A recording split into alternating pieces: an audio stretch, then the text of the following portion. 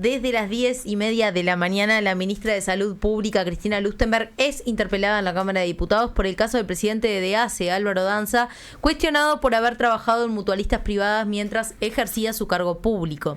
La oposición sostiene que eso viola el artículo 200 de la Constitución, que prohíbe a directores de entes públicos ejercer funciones vinculadas al sector privado.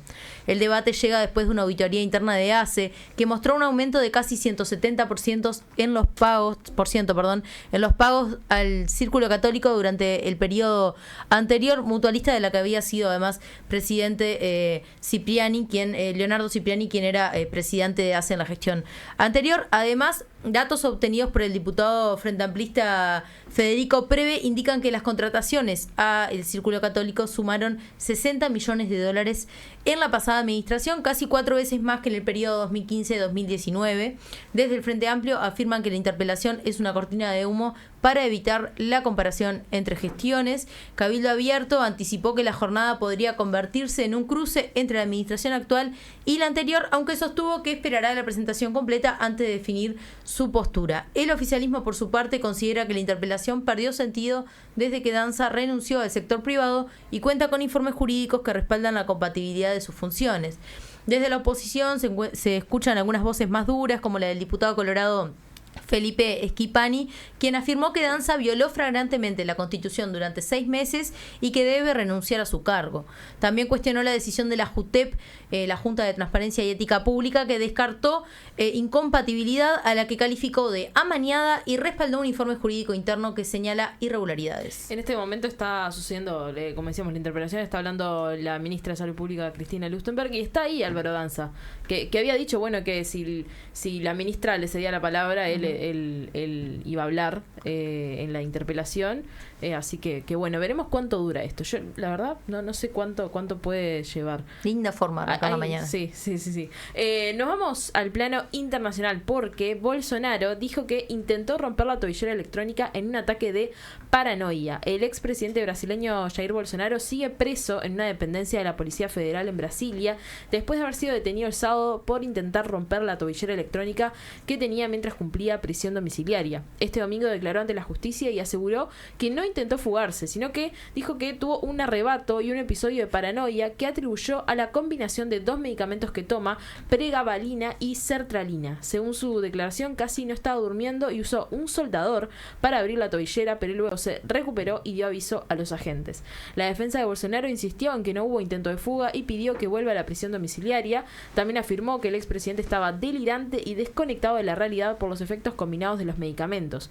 Aunque no hay una fecha límite para que el ministro Alexandre de Moraes responda al pedido de la defensa de Bolsonaro para que vuelva a la prisión domiciliaria, trascendió este lunes la primera sala de Supremo Tribunal Federal votará sobre la medida cautelar que decretó la prisión preventiva de Bolsonaro. Buenos días para la audiencia. Europa presentó un plan alternativo para frenar la guerra en Ucrania. Sucedió este domingo en la cumbre de Ginebra. La Unión Europea presentó un plan alternativo al de Estados Unidos y Rusia para intentar poner fin a la guerra en Ucrania. La propuesta europea exige respetar la soberanía ucraniana y dejar por fuera varios puntos considerados prorrusos del documento filtrado la semana pasada. El plan de Washington planteaba que Ucrania cediera todo el Donbass, redujera su ejército y prohibiera el ingreso de tropas extranjeras. En contraste, el plan europeo propone que las negociaciones territoriales comiencen después de un alto al fuego y partiendo de la línea de frente actual. También sugiere que la tregua sea supervisada por Estados Unidos y descarta exigirle a Kiev que abandone las ciudades que aún controla. Mientras se desarrollaba la cumbre, el presidente estadounidense Donald Trump volvió a cuestionar a Ucrania y dijo que el país mostró cero gratitud por los esfuerzos de Washington. El presidente ucraniano, Volodymyr Zelensky, respondió bajando tensiones y agradeció el apoyo militar recibido, incluidos los misiles Javelin. Entre otros puntos, Europa propone que Rusia entregue la planta nuclear de Zaporizhia al Organismo Internacional de Energía Atómica, que el ejército ucraniano pueda tener hasta 800.000 efectivos en tiempos de paz, más que en el borrador estadounidense, y que los activos rusos congelados se utilicen para la reconstrucción de Ucrania. Volvemos al plano nacional porque el Ministerio del Interior presentó las cifras vinculadas a violencia de género.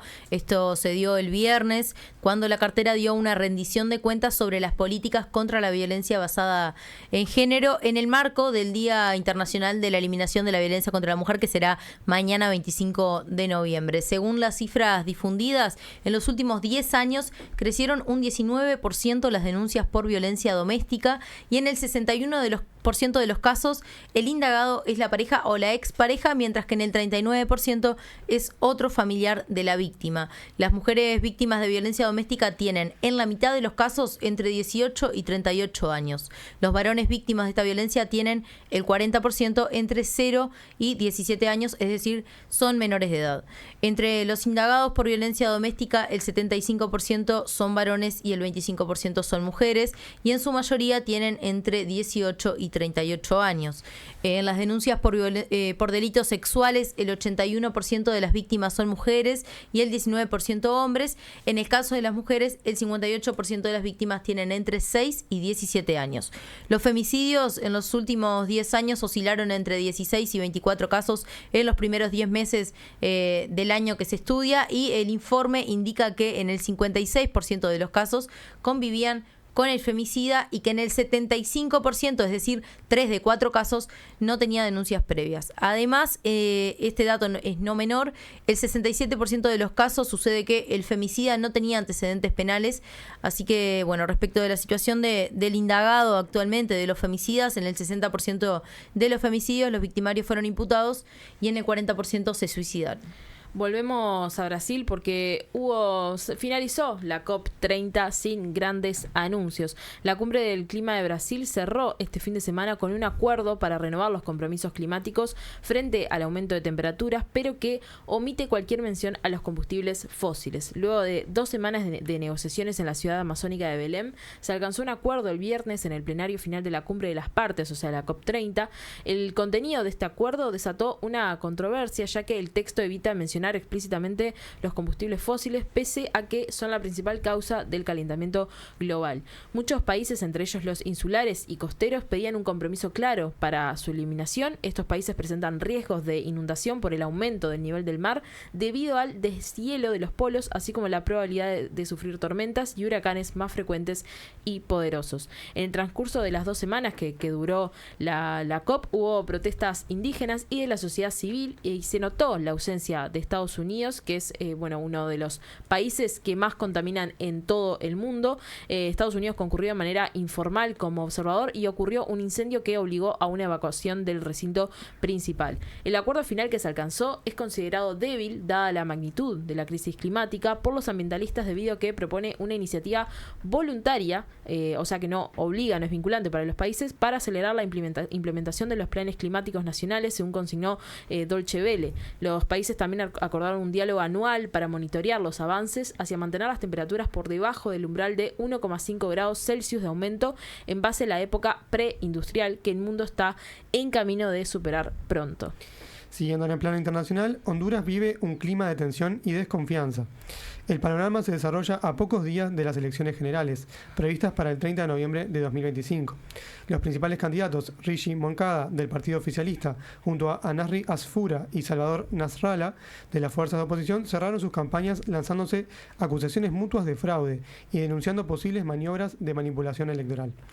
El problema estalló sobre una base de irregularidades comprobadas en las elecciones primarias del pasado marzo, cuando se registraron fallas logísticas graves, es decir, retrasos, fallos en la cadena de custodia de boletas, centros de votación que nunca iniciaron, que generaron lo que muchos calificaron como un caos electoral. Además, un reciente simulacro de transmisión de resultados alertó sobre fallos en el sistema automatizado de conteo.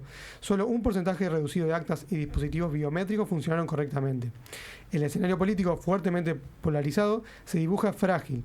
Además de las denuncias, se documentaron episodios de violencia política, acoso, amenazas y muertes de activistas, lo que genera preocupación sobre la posibilidad de que la jornada electoral derive en descontentos masivos o crisis postelectoral. De esta manera cerramos el Comuniflash de lunes.